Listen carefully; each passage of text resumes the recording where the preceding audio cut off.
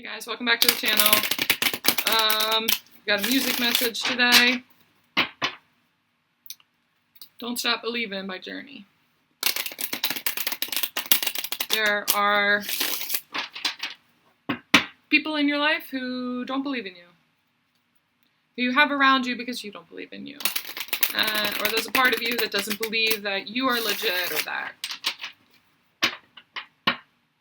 There's a part of you that doesn't believe in you. And there are people around who, you feel like you have to prove yourself to. That you have there because you have to prove yourself to them. Or you feel like you have to. That is the people pleaser archetype that is needing healing right now.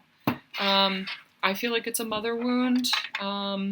There's this desire to make your mother happy. This little inner child in you. She just wants to make her mother happy and proud, but also happy because she didn't spend enough time making herself happy. I feel like this is not a traumatic mother wound. This is a 111 on my recording. More like she suffered. She was in survival mode a lot and struggled just to get by, and everything was about other people and the kids, and everything she did was for the kids and to take care of other people. And she didn't really, it's almost a little bit neglectful. Obviously she neglected herself, but it was neglectful of the children too, because she neglected them of witnessing how important it is to take care of yourself and to spend time and with self-care and doing things for yourself that have nothing to do with anybody else, and making the time for that or making the money for that, even if it meant that somebody else had to go without something. I'm just seeing tennis shoes. Instead of you getting these brand new tennis shoes that you wanted, she went away for a weekend or something like that. Or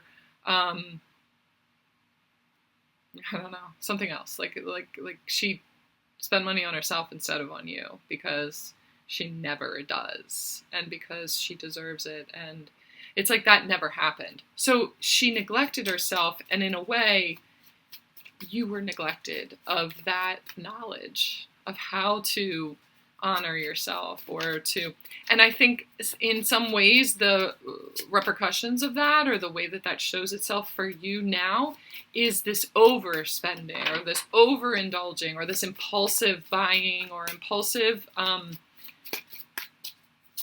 treating yourself impulsively in the moment when you are feeling neglected or when you're feeling rejected. That's maybe something that you do in order to make yourself feel better. And you end up doing too much for yourself, and it's, it puts you in the hole or something. All right, so we got the Page of Wands. So that's where we're starting right now, is this lack of belief in yourself and what you deserve and what your worth is and who you are and what you deserve. And I just keep hearing that, don't stop believing, don't stop believing. Hold on to that feeling. Streetlights, people. There is some kind of spark of creativity right now. There's something stirring inside of you. There's something stirring. She's getting the fire going. She's trying to build something. There's something stirring underneath the surface. I think maybe you can feel it. There's something coming. But this people pleaser in you, when you start to build something for yourself or create your world, or you're starting to create something, this people pleaser steps in and is like, well, how is that going to serve everybody else? And is that going to be enough? Or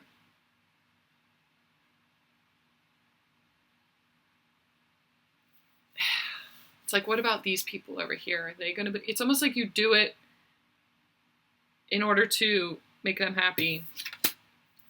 Even right now, it makes you all flustered. Like, you know what you want, but then when you start thinking about other people, you end up getting into their energy and their thoughts and the way that they view the world or their belief system. You immerse yourself in their belief system, and then you get lost. And then it starts to fade, like this idea or this momentum or this, the passion in you.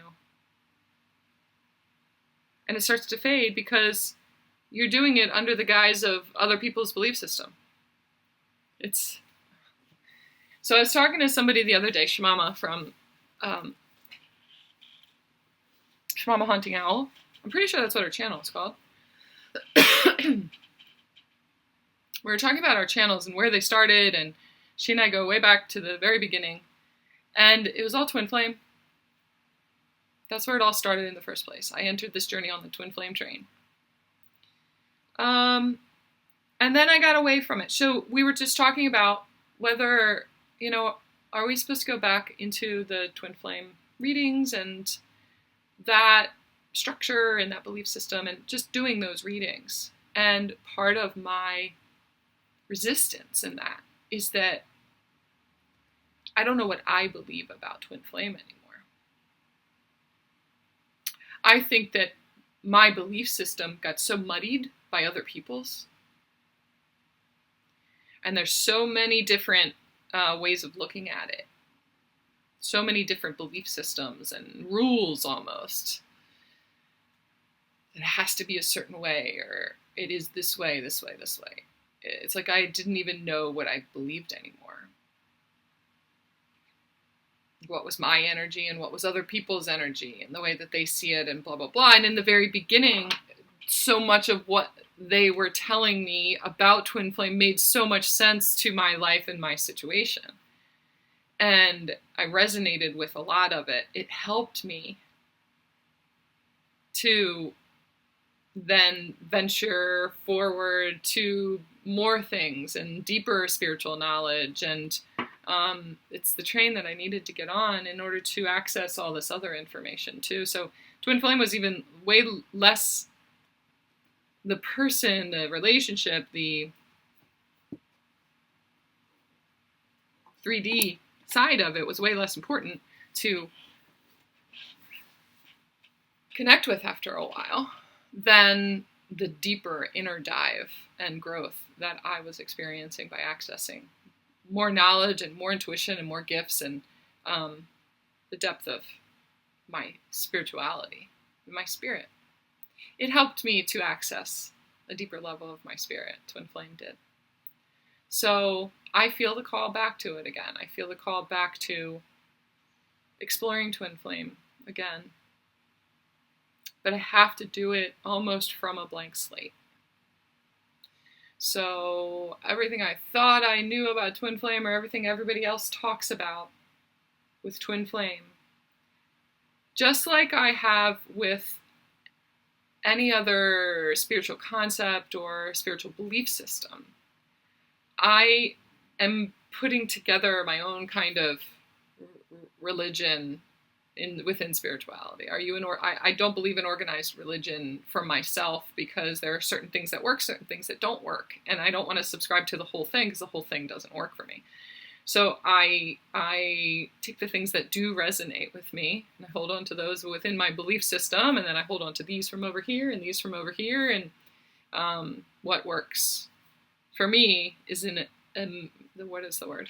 Amalgamation of a lot of different belief systems. And so what is my religion? I just heard love is my religion. Love is my religion. Now, Twin Flame, the belief system of Twin Flame, can be that same thing and will be that same thing for me. So I'm going to take things that resonate, things that don't. And connect the dots through that kind of belief. But I feel like I'm needing to explore it. So if you want to come along for the ride and explore with me, I'm not here to tell you what it is and what it isn't. I'll just tell you what I discover, or what I resonate with, what I connect with, and take what resonates for you and leave what doesn't, right? So I do feel like there's going to be more of that. Wasn't expecting to talk about that, but there it is.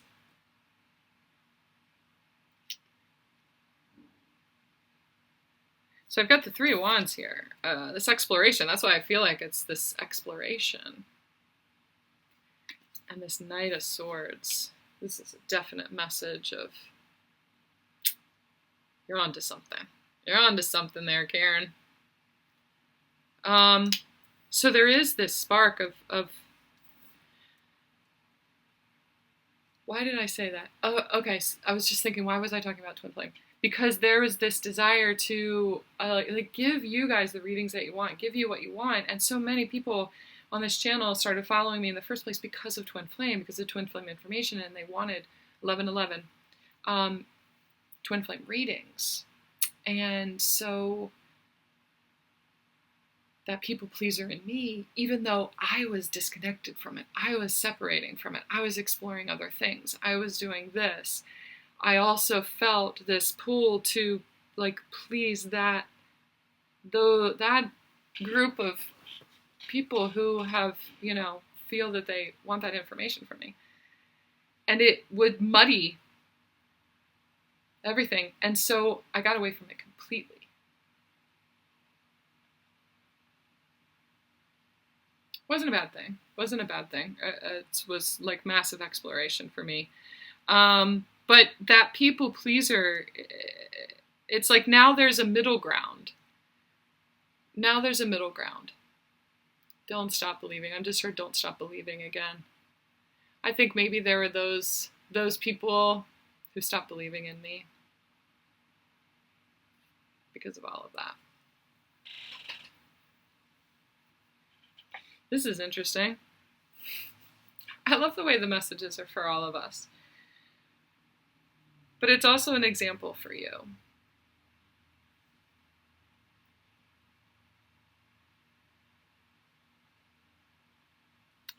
There is something that you are manifesting.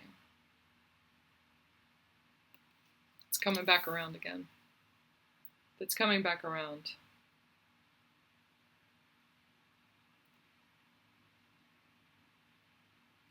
Twin flame ignited the depth of my authentic expression. Being able to and exploration, like exploring what is the authentic self. What does that even mean? Who am I? What is this spark inside of me? What is this spiritual, the spirit, the God spark inside of me? That light. This something so much bigger than this meat suit. Who am I really? Twin flame ignited that, and the gratefulness that I feel for that is even just right now, stirring up that appreciating twin flame instead of resisting twin flame and resenting twin flame. That's where I was. That's where I have been up to the conversation that I had with her 2 days ago. Appreciating and understanding the importance and the impact that twin flame had on me, and launched me into my journey. So there's something more in it there for us. There's something more there that we're meant to discover together. But we have to be open-minded, open-hearted, and know that what we've always known sometimes shifts into what we now need to know. Belief systems sometimes shift and change. You needed to believe these things. You needed to look at things a certain way.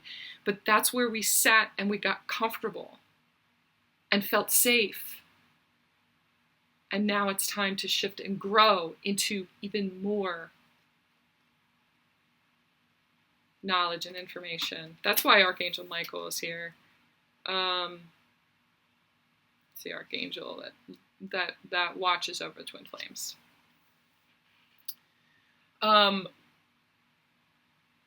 There's something in that twin flame belief system that you used to believe, or you do believe, that needs to shift and expand and be opened. Like your mind needs to be opened, your heart needs to be opened a little bit more to another layer.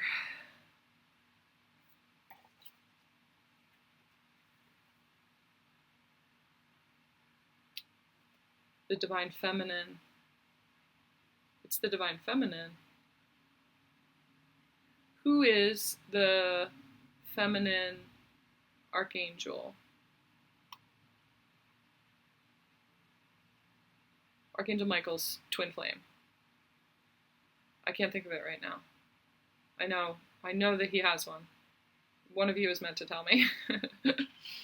The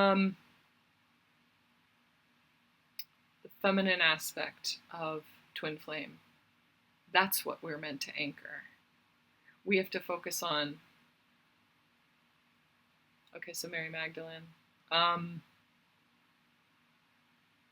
Part of our mission, part of our medicine is to anchor the divine feminine.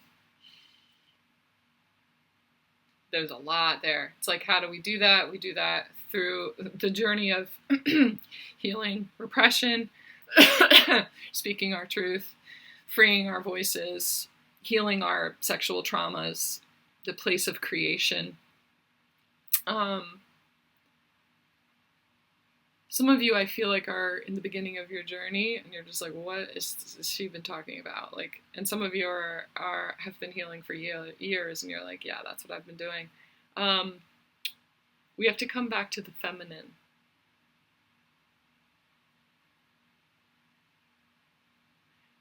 There's something in us that needs to honor her, and she's trying to help us heal the people pleaser too.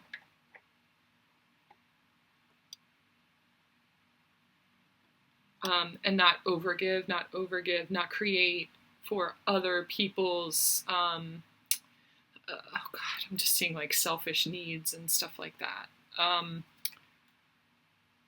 We have to work together. It's collective of feminines. Okay, so maybe that's what I'm going to focus on to begin with, is the collective of feminines. All right. It's a surprising reading, but there it is. Love you guys.